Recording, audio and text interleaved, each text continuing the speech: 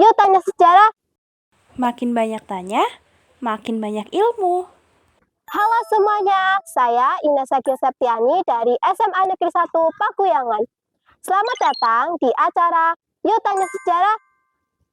Pada kesempatan ini, kita akan membahas gerakan 30 September atau yang biasa kita sebut dengan G30S. Apa sih yang ada di pikiran kalian ketika mendengar G30S? Apakah latar belakangnya atau tokoh-tokohnya? Atau mungkin dampaknya? Dari pertanyaan-pertanyaan tersebut, kita akan mengupasnya di Yuk Tanya Sejarah. Tapi sebelum itu, kita akan tanya dulu ke teman-teman. Let's go!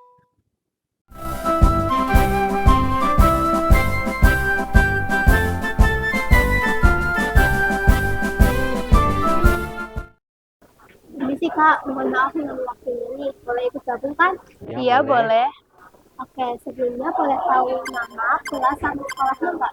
Perkenalkan, nama saya Betty Vivi Anggaini dari kelas 12 SMA Negeri 1 Paguyangan. Saya Andrian Fahresi dari kelas 12 SMA Negeri 1 Paguyangan.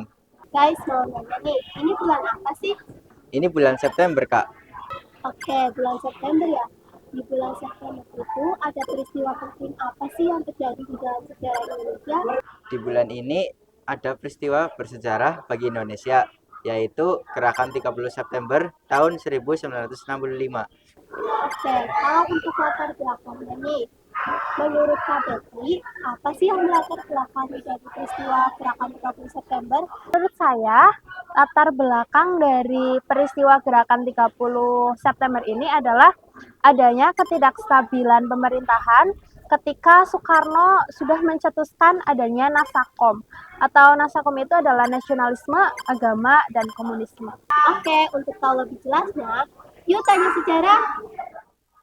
Latar belakang dari peristiwa Gerakan 30 September tahun 1965, yang pertama, kemunculan ideologi Nasakom atau disebut nasionalisme, agama, dan komunisme. Nasakom ini berlangsung di bawah kekuasaan Presiden Soekarno. Yang kedua, TNI Angkatan Darat menolak konsep Nasakom karena dianggap menguntungkan PKI. TNI Angkatan Darat juga menolak keberadaan Partai Komunis Indonesia. Yang ketiga, kabar Presiden Soekarno sakit parah.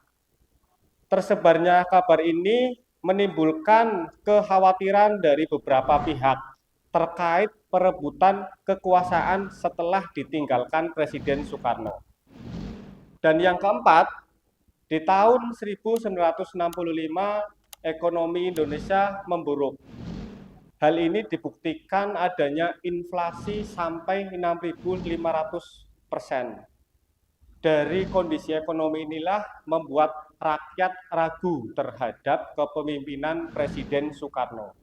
Nah, jadi begitu guys penjelasan mengenai latar belakang peristiwa Gerakan 30 September tahun 1965. Untuk dalamnya nih, menurut Kak Betty dan Kak Andrian, siapa sih dalang dari peristiwa Gerakan 30 September?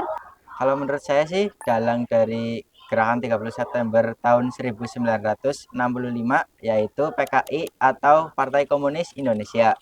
Menurut saya, dalang dari peristiwa Gerakan 30 September yang terjadi pada tahun 1965 adalah adanya persoalan internal pada Angkatan Darat.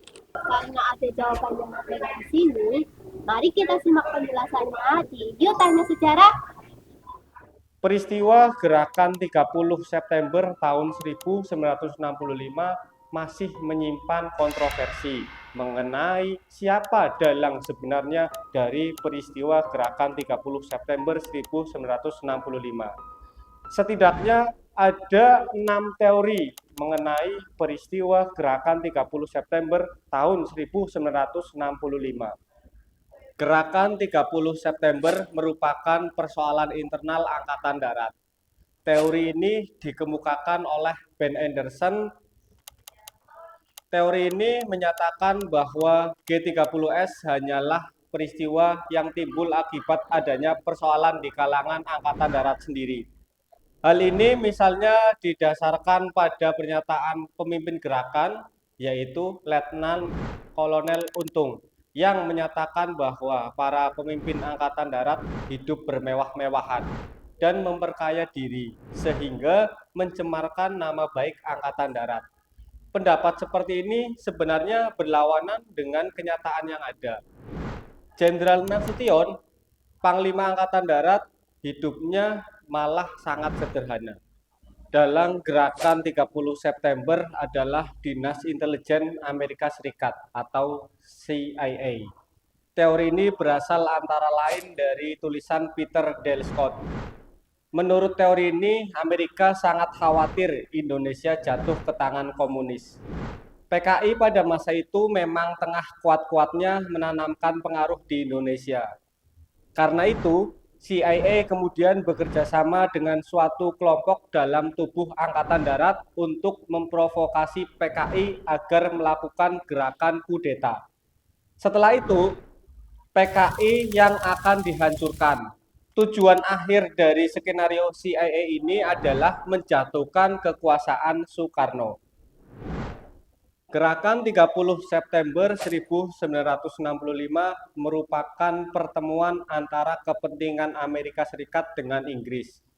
Menurut teori ini, G30S adalah titik temu antara keinginan Inggris yang ingin sikap konfrontatif Soekarno terhadap Malaysia bisa diakhiri melalui penggulingan kekuasaan Soekarno, dengan keinginan Amerika agar Indonesia terbebas dari komunisme. Di masa itu, Soekarno memang tengah gencar melancarkan provokasi menyerang Malaysia yang dikatakannya sebagai negara boneka Inggris.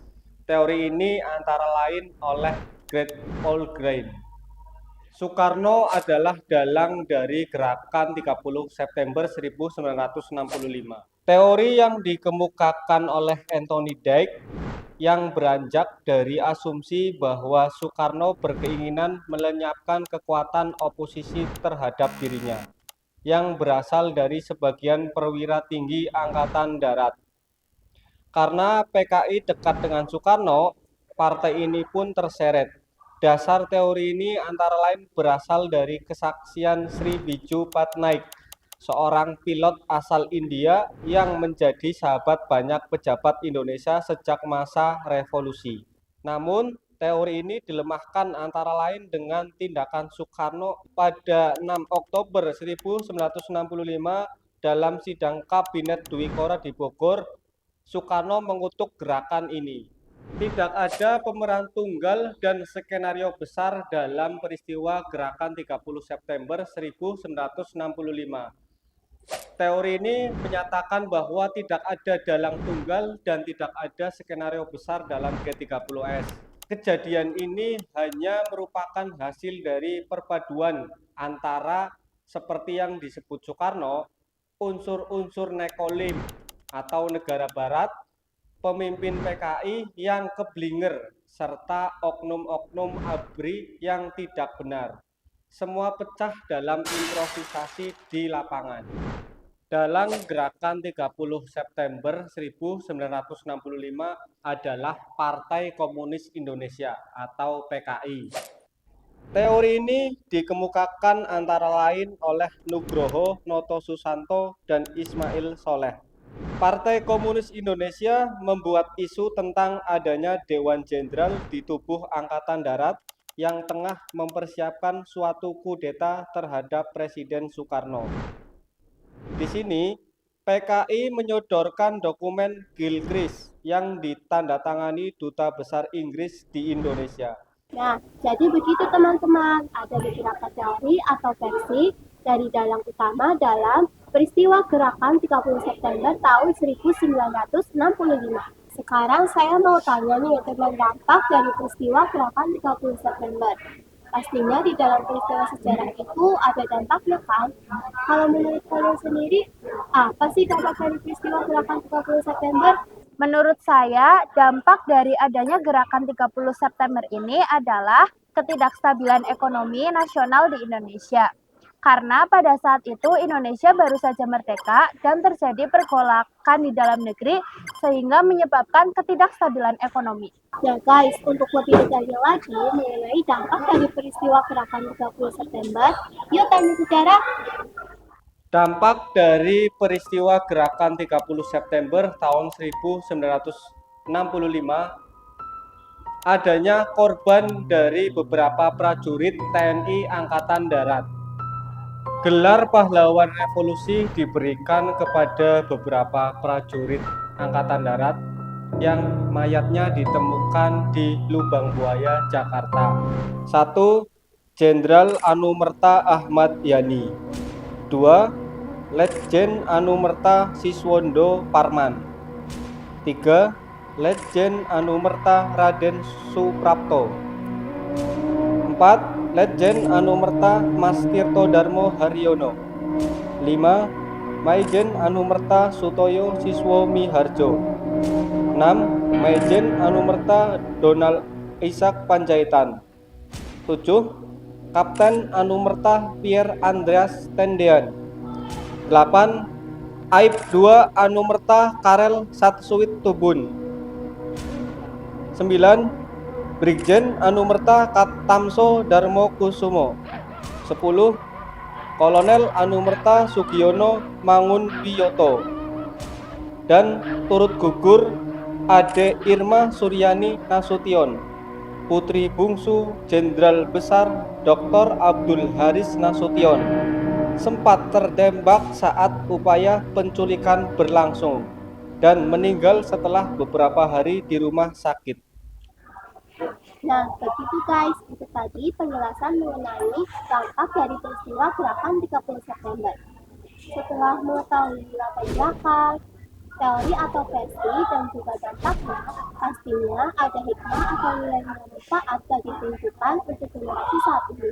Kalau menurut kalian, apa sih nilai-nilai yang bisa diambil dari peristiwa gerakan 30 September? Nilai yang bisa saya ambil dari adanya peristiwa gerakan 30 September ini adalah sebagai warga negara Indonesia, kita harus menjunjung tinggi falsafah Pancasila. Karena Pancasila sudah menjadi pedoman bagi bangsa Indonesia. Kalau menurut saya, nilai yang bisa diambil dari peristiwa gerakan 30 September ini yaitu peristiwa ini merupakan sejarah kelam bagi bangsa Indonesia dan diharapkan tidak akan terulang kembali. Tidak ada lagi pergolakan perebutan kekuasaan sehingga fokus untuk kesejahteraan rakyat.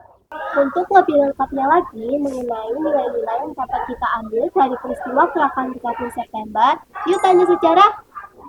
Hikmah atau nilai-nilai kehidupan dari peristiwa gerakan 30 September 1965. 1. Pancasila sebagai falsafah landasan dasar dan pedoman negara Indonesia tidak akan tergantikan oleh siapapun. 2. Konflik perebutan kekuasaan hanya akan mengakibatkan perpecahan atau disintegrasi dalam suatu bangsa. 3. Menjaga persatuan, kesatuan, kedaulatan, dan integritas negara Indonesia. 4. Generasi milenial diharapkan mau belajar dari sejarah dan memahami makna ideologi Pancasila. Serta bonus demografi adalah ladang bagi generasi untuk mengembangkan potensi serta memajukan bangsa Indonesia. Nah, itu tadi penjelasan mengenai nilai-nilai yang bisa kita ambil dari peristiwa gerakan 30 September. Terima kasih untuk KBRI dan Andrian yang sudah meluangkan waktunya untuk berdiskusi mengenai gerakan 30 September ini. Oke Kak, sama-sama. Nah, teman-teman, itulah materi mengenai peristiwa gerakan 30 September tahun 1965. Semoga video pembelajaran ini dapat bermanfaat. Terima kasih guys. Bye-bye.